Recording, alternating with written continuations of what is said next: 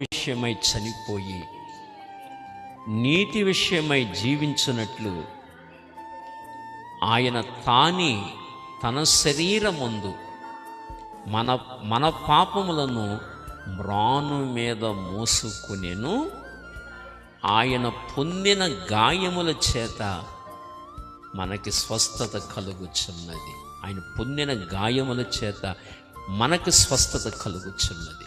ఎక్కడుంది వ్యాధి? అంతరంగంలో, హృదయములో.